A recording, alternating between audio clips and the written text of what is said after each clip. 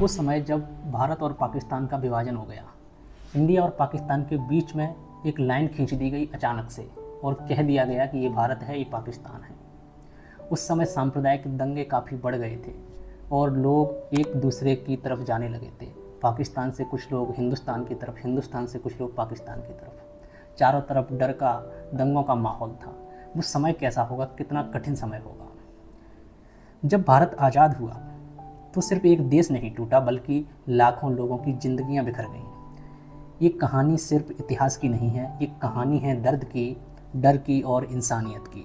कुछ ऐसी ही किताब मैं आपको आज बताने वाला हूँ जो उस समय के इतिहास को, यानी कि उस समय के वातावरण को, माहौल को, उस विभाजन को, उस हिंदू मुसलमानों के और मुसलमान तथा सिखों के दंगों को दिखाने वाली कहानियाँ, उस पल को जीने और महसूस करने वाली कहानियों और उन किताबों के बारे में मैं आपको आज बताने वाला हूँ। मैं आपको 3 से 4 आज ऐसी किताबें बताऊँगा जिनको पढ़ के आप उसको महसूस कर पाओगे, उस समय को महसूस कर पाओगे। एक बहुत ही प्रसिद्ध किताब है जिसका नाम है ट्रेन टू पाकिस्तान।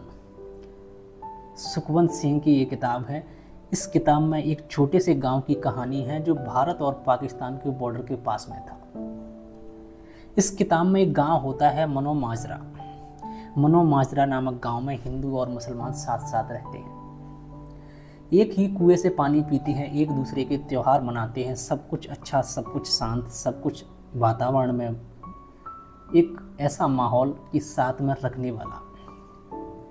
लेकिन एक दिन क्या होता है, अचानक कि एक पाकिस्तान से एक ट्रेन आती है लाशों से भरी हुई और इस गांव से निकलती है और उस ट्रेन को देखकर माहौल बदल जाता है, सब कुछ बदल जाता है। और लेकिन इस बार उस ट्रेन में कोई भी आदमी जिंदा नहीं था, सब मरे हुए, सबकी लाशें। पूरी ट्रेन लाशों से भरी हुई थी। अब गांव में डर फैल जाता है, लोग एक दूसरे पर शक करने लगते हैं और फिर एक साजिश बनती है कि पाकिस्तान पर जाने वाली जो ट्रेन है, जो पाकिस्तान की तरफ जाने वाली जो ट्रेन है, उस ट्रेन पर हमला किया जाए। लेकिन एक आदमी जिसका नाम जुग्गा होता है, जो कभी अपराधी माना जाता था, वही इस कहानी का हीरो बन जाता है। वो अपनी जान देकर उस ट्रेन को बचा लेता है। इस कहानी को आप पढ़ोगे तो उस समय के डर के माहौल को, उस समय की हिंसा के माहौल को, उन दंगों को और उस विभाजन की त्रासदी को समझ पाओगे कि कैसा माहौल रहा। दूसरी जो किताब है जिसका नाम है पिंजार। इसमें एक कहानी होती है पूरो नाम की लड़की की। उसकी शादी होने वाली होती है, जिसके सपने हैं एक खुशहाल जीवन जीना। लेकिन अचानक क्या होता है, एक मुस्लिम लड़का उसको अगवा कर लेता है। किसी तरह से वो लड़की भागकर अपने घर पहुंचती है, लेकिन उसका परिवार उससे अब कहता है कि अब तू हमारी नहीं रही, अब हम तुझको एक्सेप्ट नहीं कर सकते। वो लड़की अकेली रह जाती है और वापस फिर से उसी लड़के के पास जाती है। लेकिन धीरे धीरे वो लड़की अपनी एक नई पहचान बना लेती है, लेकिन उसका दर्द कभी ख़त्म नहीं होता है। ये किताब बताती है हमें कि पाकिस्तान का जब विभाजन हुआ, उस समय जो सांप्रदायिक दंगे हुए, उसमें महिलाओं ने कितना कुछ सहा। महिलाओं के लिए शायद वो पुरुषों से भी ज़्यादा भयानक रहा होगा। एक महिला की नज़र से, एक महिला के दृष्टिकोण से, महिला की पीड़ा से उस कहानी को, उस समय को, उस त्रासदी को समझने का प्रयास किया गया है। नंबर 3 पर एक किताब आती है जिसका नाम है तमस। हिंदी साहित्य के एक प्रसिद्ध साहित्यकार जिनका नाम है भीष्म साहनी।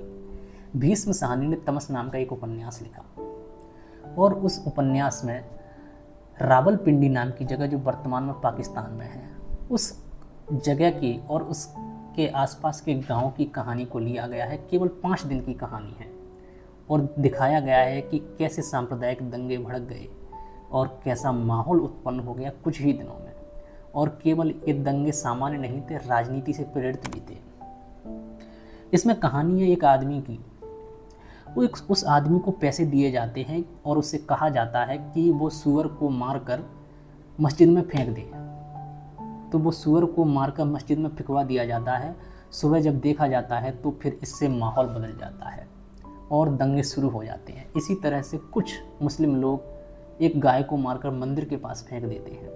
ये लोगों की सोची समझी चाल थी, कुछ चुनिंदा लोगों का षड्यंत्र था जो सांप्रदायिक दंगे फैलाना चाह रहे थे। जब ऐसी घटनाएं होती हैं तो पूरे शहर में हिंदू और मुसलमान के बीच में सांप्रदायिक दंगे, हिंदू और सिख तथा मुसलमानों के बीच में सांप्रदायिक दंगे उत्पन्न हो जाते हैं। और ये सब एक छोटी सी साजिश से शुरू हुआ था। ये कहानी हमें बताती है कि दंगे कभी अचानक नहीं होते, उन्हें बनाया जाता है, उन्हें करवाया जाता है।